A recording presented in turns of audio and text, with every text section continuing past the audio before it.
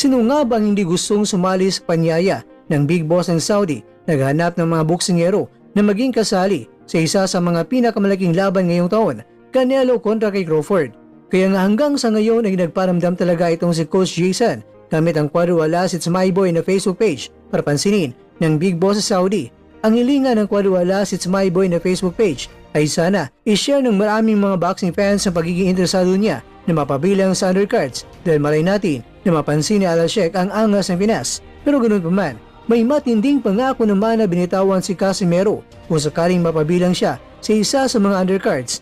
Matapang na sinabi niya na kapag siya raw ay makasali ay talagang ang gusto ni Al-Sheikh na walang takbuhan ay makikita raw talaga sa laban ng angas ng Pinas.